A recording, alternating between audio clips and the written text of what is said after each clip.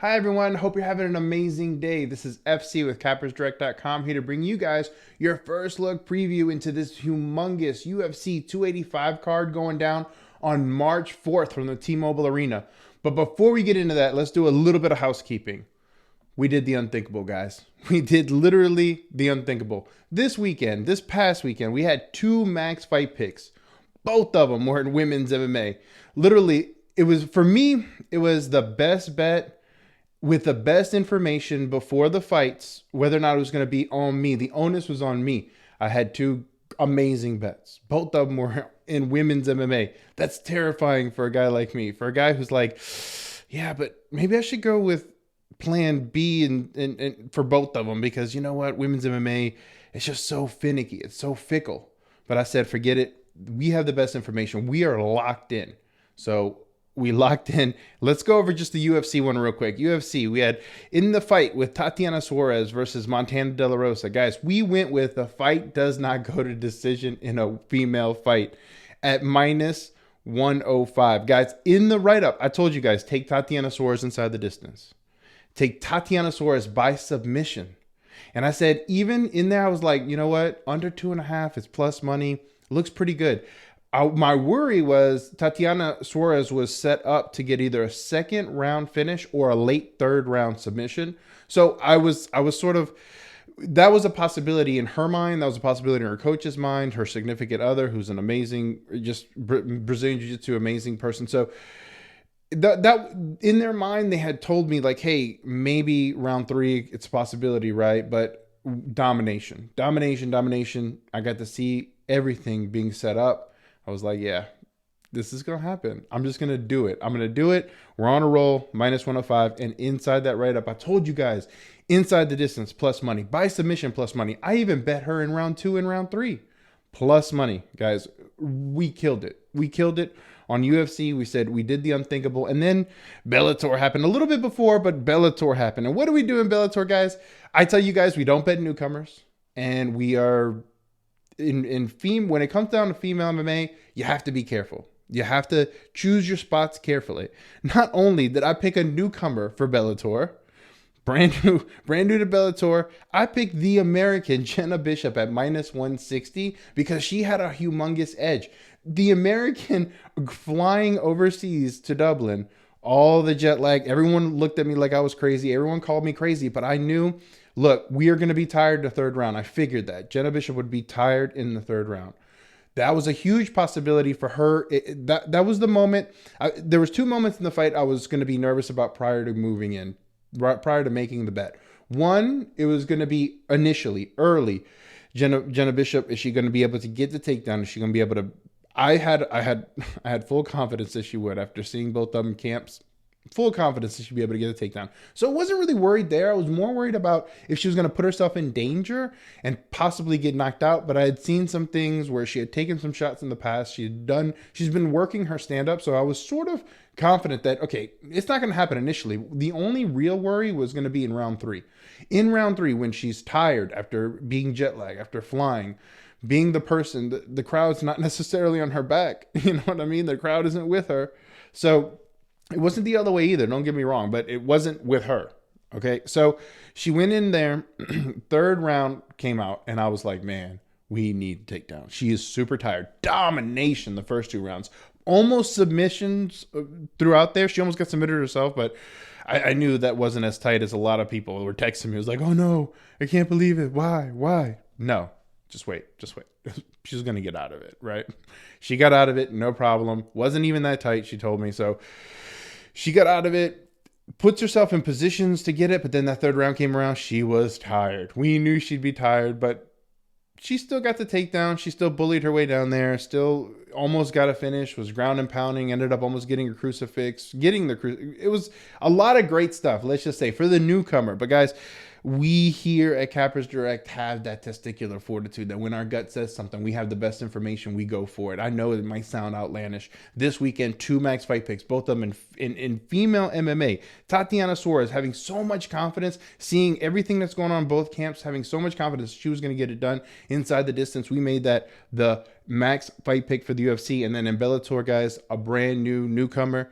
We told you guys to jump on these max fight picks. I've been telling you guys for weeks. I think we're like 15 out of the last 16 we've hit max fight picks. It's crazy. Cards have been doing great, but now let's just get into this week because work's not done. March is coming around. We have more fights in March. I am hammering down, guys. We are killing it right now. We're going to continue to kill it. So let's look at your first look preview. We have Jon Jones versus Ciryl Gane. Guys, we've already put out some information on this. You can go check out those other videos, but there's more information, and we're going to get to it. And then we have Valentina Shevchenko versus another good friend of mine, Alexa Grosso.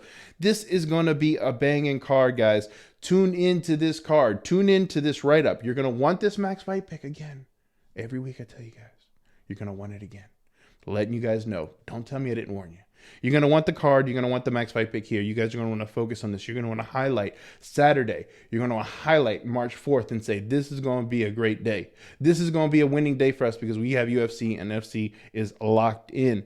All right, guys. So let's get into your main card preview with that first main event. We're going to go with Jon Jones versus Ciryl Gane. Let's get into it right now. All right, so let's get into your main card and your main event preview, which we've sort of previewed before, but we have a little bit more information for UFC 285, Jon Jones versus Ciryl Gane. Let's look at the Jon Jones side currently. It's coming at you from the heavyweight division. You heard it right. Heavyweight division, not lightweight, not light heavyweight division. Jon Jones coming in here 6'4" with an 84.5-inch reach. He's currently 26-1. The one loss, really, he's like 26-0. Really. Guys, Jon Jones, I'm telling you guys right now, we're not going to make this super long. Jon Jones is coming here with a full MMA game plan, all right? So he's training his legs heavily, all right? He's lifting a lot with his legs. What does that suggest to us? That suggests to us that he's got the grappling edge. He knows he has the grappling edge, and what's going to end up happening? Jon Jones is probably going to wrestle.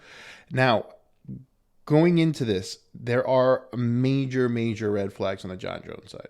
Jon Jones is coming off of a crazy layoff. He's now 35 years old. What is the motivation behind Jon Jones? Is he actually motivated? Because that in and of itself is going to tell you how a Jon Jones fight typically goes. If Jon Jones is motivated and he's trained very hard and he's put in the work, he comes out like a mother. You know what I'm saying? He comes out strong. I mean, he's the GOAT. And that's sort of the thing here. While we have a bunch of red flags, some of his past fights, super close when they shouldn't have been close. That plays into the motivation. If you guys knew his motivation coming into those fights, you would have known maybe Jon Jones might lose. Maybe Jon Jones is going to make this one close. In this fight, guys, he's coming in here. He feels like he has a mental edge over Gane, right? He is telling himself, I am the best. I am the GOAT. I've cleaned out a division. I'm literally considered the GOAT of MMA by a lot of people. Now it's time to take that moniker and take that title with me to heavyweight so I can create this havoc, create this danger, right? And just add to my legacy. Well, we have Ciryl Gane. Ciryl Gane's not scared, okay? Ciryl Gane's also 6'4", but he's going to be coming in here with a smaller reach. He's only 11-1, and that, I think, highlights a lot of things. It's the experience side on Ciryl Gane. The fact that Ciryl Gane is an extraordinarily great kickboxer, but on the ground, the guy got taken down by Francis Ngannou over and over. Now, I will say Francis Ngannou is very strong. If Francis Ngannou wanted to change things up and really implement grappling into his game, he would be a completely different fighter. He's already scary in and of itself, but if he added some of those tools, he'd be even scarier. If he became Glover Teixeira, we're talking about a scary guy, right? Super scary Francis Ngannou, who's already scary. This guy was taken down constantly. That is a super red flag on the Ciryl Gane side, guys. Ciryl Gane, though, is not scared. The mental side that Jon Jones figured he was coming in here with of being that GOAT and having a little bit of fear is Ciryl Gane doesn't really care. Ciryl Gane he lives life differently. He's a different heavyweight. He lives life how he trains. He just has fun. And if he's going to go in there and lose, you know what? So be it. But this is a guy who's trained hard. He's trained his skills, and he's been training takedown defense heavily for the past about month and a half, 2 months. Really about a month. Really about a month and a half. Training it heavily. Is it going to be enough, guys? Look, The issue here and what you're going to find up in my write-up on Friday is Jon Jones is coming in here. Is he going to be coming in here cocky? Does he even want to strike a little bit with Ciryl Gane? Because if he does, he's going to find himself getting hit. He's going to find himself possibly feeling the punches of a heavyweight. I don't think he wants to be there. He wants to get the takedown right away, guys. He wants to test Ciryl Gane in the department that he knows Ciryl Gane is weaker in. Jon Jones is not playing around here. He's extraordinarily motivated. He is on point. The problem I'm having is some of the training partners I'm seeing with Jon Jones, they're not Ciryl Gane. They're not these amazing kickboxers. They're testing him in the kickboxing realm, and he's bringing people in, and he's doing great work by taking them down. But Ciryl Gane, I expect to hold a little bit of resistance, more resistance than his current training partners, which is scary. But again, he's Jon Jones, guys. So how do you attack this fight? Currently, the way I'm looking at it, man, when Jon Jones was an underdog or a pick'em, I mean, Jon Jones, it was there. It was there for the taking. Now we're looking at Ciryl Gane, who's way more active, who has skills, who has a gas tank, active in the heavyweight department. Guys, right now, currently, as the line sits in which Jon Jones is ballooning up, man, the value is on Ciryl Gane. The value really is there. He knows what he has to do to win, and honestly, who's to say that Ciryl Gane doesn't touch Jon Jones once and Jon Jones goes out? Jon Jones hasn't been hit hard in a long time. If I'm going to be honest with you, I think Jon Jones is weak to the body for this fight. I don't know how he's going to handle any body shots, how he's going to handle humongous kicks to the body. I am worried for Jon Jones when it comes down to the tools that Ciryl Gane has. But if we knew that Jon Jones was going to come out here, get the first takedown of the night immediately, guys, that's why the money's pouring in on Jon Jones. Jon Jones is a complete mixed martial artist. He's touting that this whole time. You're going to hear him all week talking about this is, if this was kickboxing, maybe he'd have a chance. But this is mixed martial arts, and I am a complete mixed martial artist. You're going to hear that over and over because in his head, he's putting it in there. I'm going to take this guy down. I'm going to work him. I'm going to work him on the ground. I'm ready for this. So I can see the love for Jon Jones, but man, Ciryl Gane right now is a plus money underdog. Guys, that's how you play most of these fights. That's how you win money in the long run. You take these unknowns, the unknowns of almost 4 years off, motivation, what's going to be there for Jon Jones, all his past fights, the fact that he was close with some people he should have dominated. Does that show a regression, right? Ton of red flags there. Plus, if Jon Jones was plus money side, I'd be all over it. Currently, as where it sits, man, I would need a little more information from Jon Jones. I need to figure some things out, but I'm going to figure them out by Friday. So you're going to want to tune into that right up for sure. But let's get into your next fight. All right, let's get into your co-main event. Your co-main event is coming at you from the flyweight division. We have the flyweight champion, Valentina Shevchenko, coming in against Alexa Grosso, a really good friend of mine. Let's talk about Alexa Grosso a little bit. Alexa Grosso coming in here 5'5". I always thought she was a little bit small for this weight class, but she's worked her body and really transformed her body over time and trying to get better to where she's good now. I think she's at a good weight. I think she's at a good size for her build, and she's definitely put on the muscle in order to really work and try to fight some of these takedowns because we know what Alexa Grosso is. Alexa Grosso is an amazing boxer. She comes from that Mexican, just that tradition of just great boxing, of keeping things tight, great combinations, rolling with your shoulders and just putting shots and combinations together that are just beautiful, right? Alexa Grosso has that. She has speed for days, especially at this weight class. And she's getting better. She's focusing on her strength, especially her lower body strength, in order to stop takedowns, in order to sprawl, in order to do the things necessary, in order to be champ and hold that championship for a long time. She's fought the best wrestlers, and yeah, she put up really great fights. She stopped takedowns. She's done a tremendous job in that realm, but she fell short on some of those, and so she's definitely shored up some of those moments for herself. But man, Valentina Shevchenko, well, let's look at her, right? She's also 5'5". She's coming in here with a slightly smaller reach. She has amazing strikings. Now, I will say she's getting older. She's what now, 35 years old, 34, about to be 35. I mean, she's showing in her last couple fights that she's not as high volume as we once thought she was, right? She's definitely still hitting her counters, but she's hitting a lot of air, and realistically, it's not like it used to be. And I wonder about her hunger. Now, she does have motivation. She has a bunch of deals that she's now done. She's traveled a bunch because of her championship status.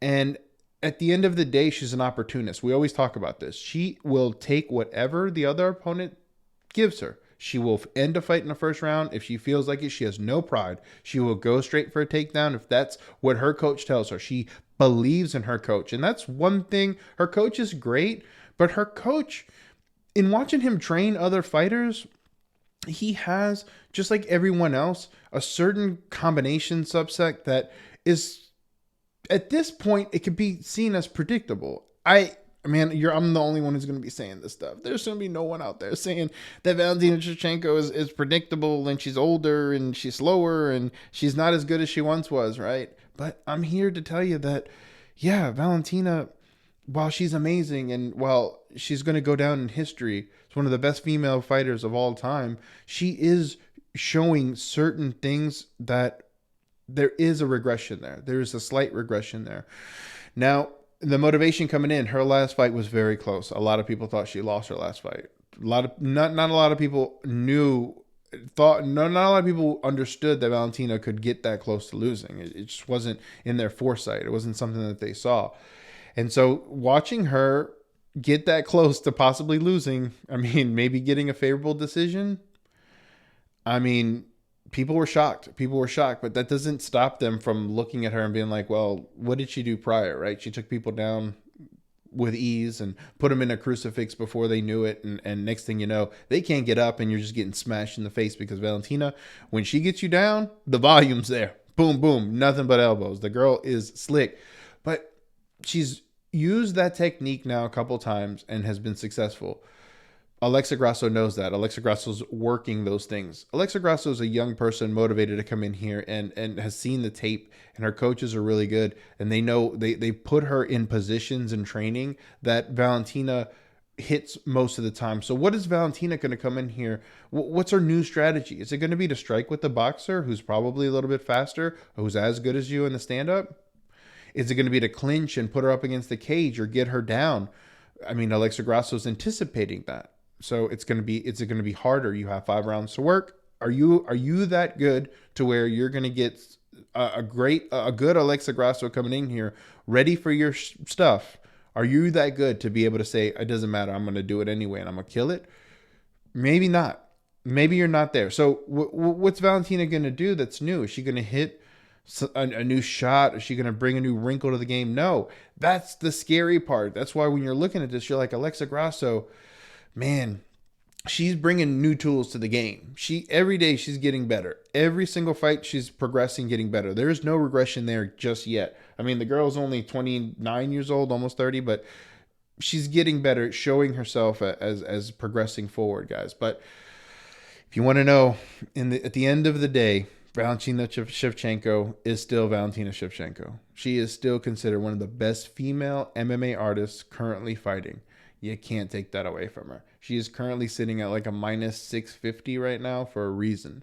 She is a person, and we've seen this all last week and the weeks leading up. She will go for the takedown if she needs to. This is a fight where she needs to go for the takedown. Now, she won't go willy-nilly, just go in there and try to get Alexa down right away. But knowing her game plan and knowing that, hey, man, Alexa Grosso has a huge deficiency when it comes to takedown defense. Now, it's getting better, but it's still deficient when it comes down to someone as good as Valentina Shevchenko. When you have those things, you have to sit there and say Valentina Shevchenko. Now, how does she get it done? Does she end up getting Alexa Grosso out?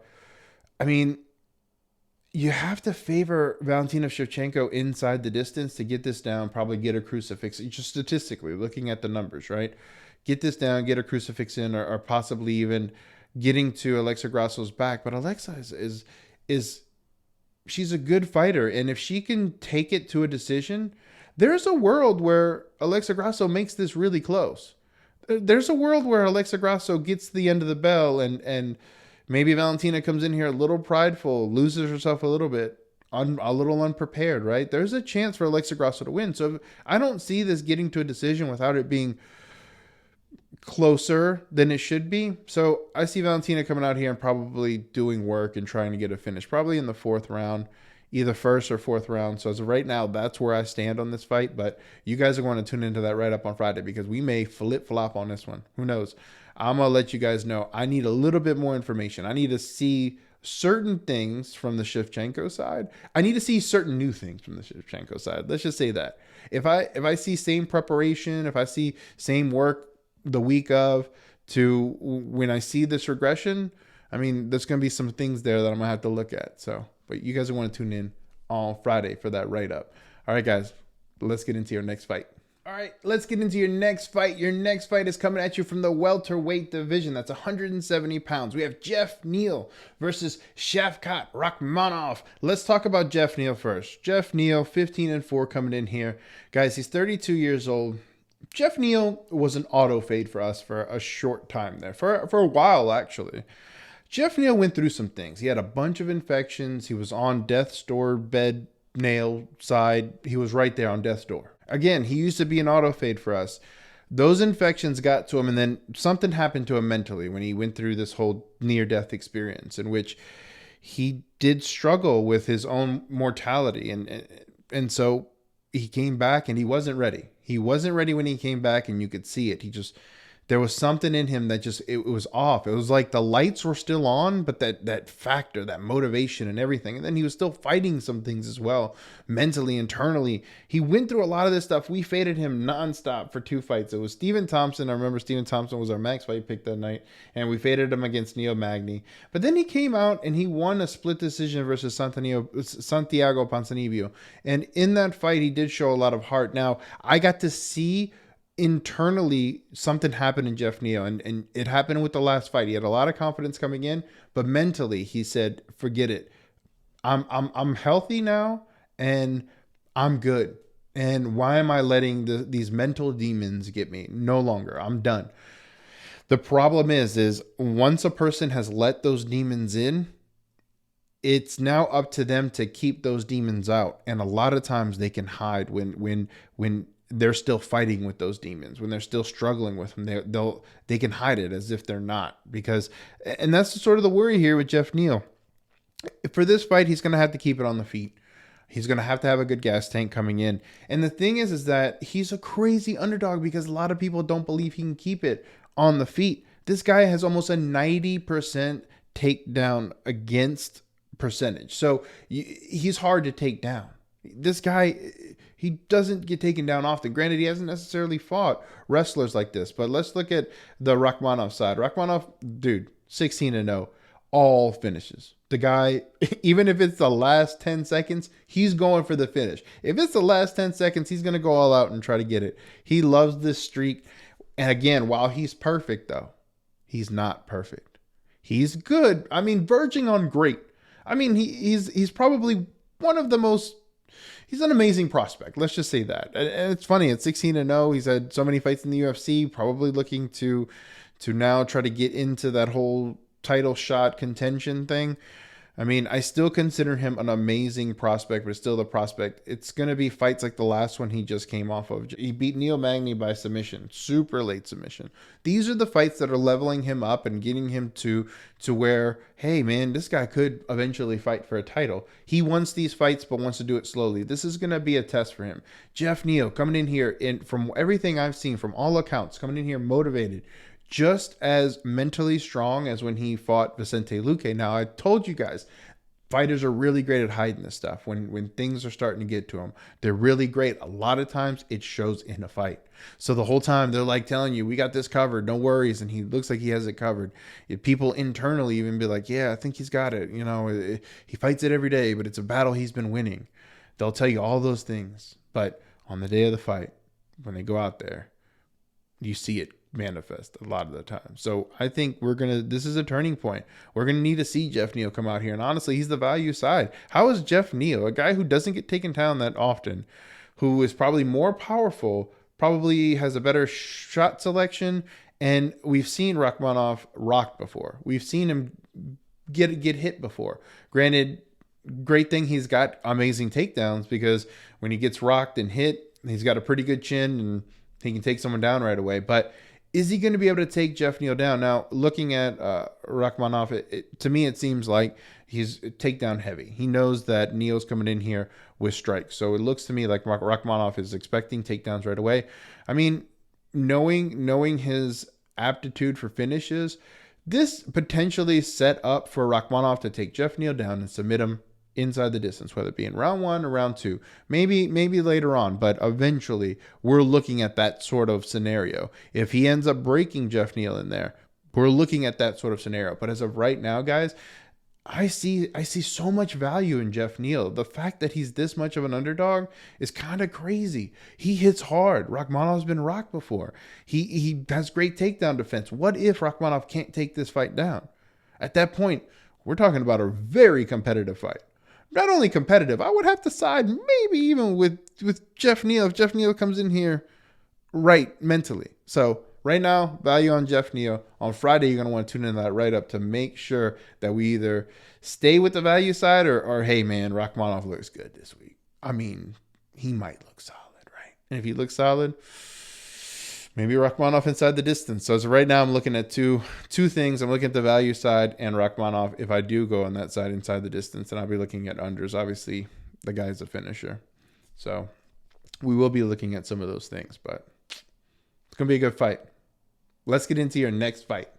All right, guys, let's get into your next fight. Your next fight is coming at you from the lightweight division. That's going to be 155 pounds. We have Matthias Gamrod versus Jalen Turner. Let's look at the Matthias Gamrod side first, dude.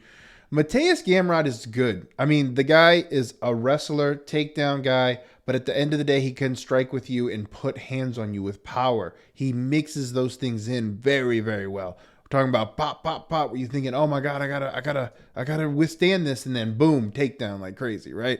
Double leg with power. And then once he gets you down, he's working his way into positions to try to end the fight. The guy is really good. He's coming off of a tough loss to Beneil Dariush.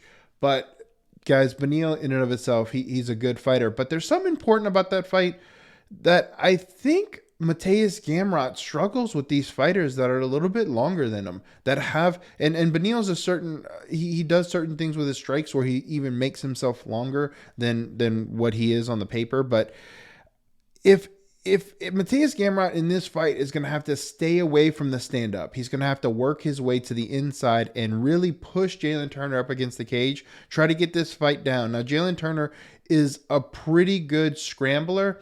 Sometimes he likes to play in the guard because of his long limbs. He can get some things. And so Matthias Gamrod's going to have to watch out for that. But let's look at Jalen Turner, the tarantula. He's called the tarantula for a reason. He knows he has these long legs, these long arms, these crazy knees that when they come up, you don't even see him coming.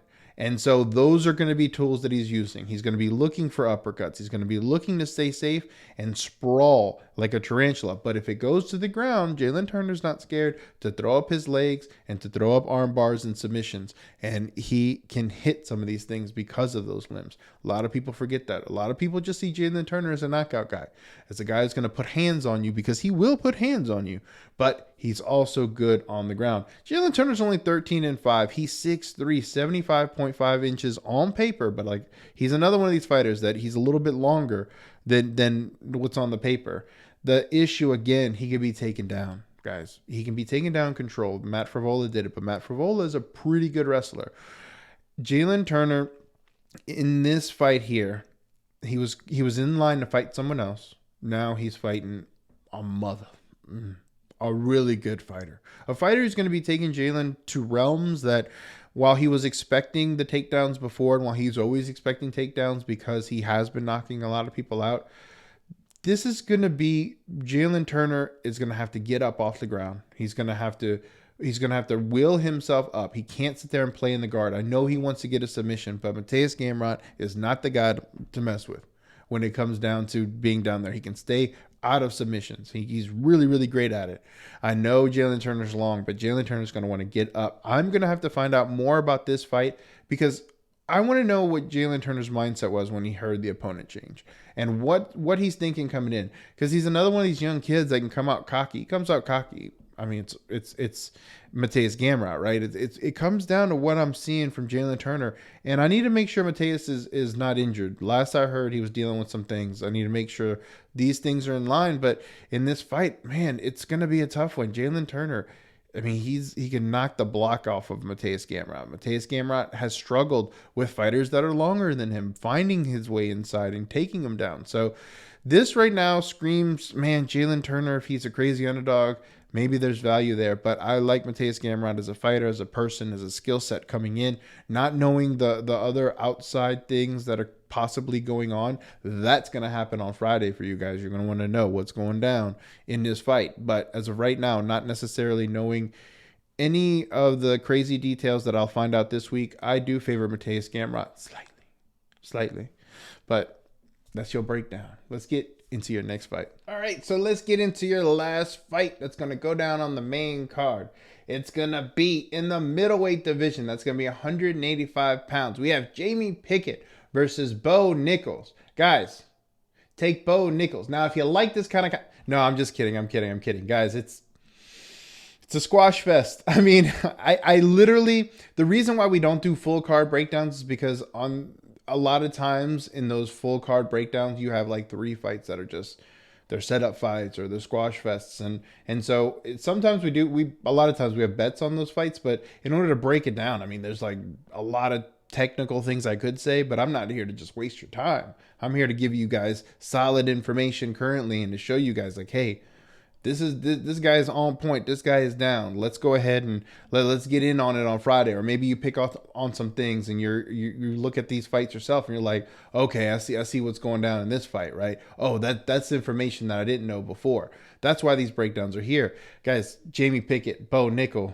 Let's look at Jamie Pickett's side first. 6'2", long reach, low volume, can be taken down, can be overwhelmed, can be finished. That's what we have with Jamie Pickett. Don't know why the UFC kept him on other than... And why this is on the main card. Because when we have this is Bo Nichols' big UFC debut. The guy's only 3-0 going up against someone who is coming in here with like 13-8.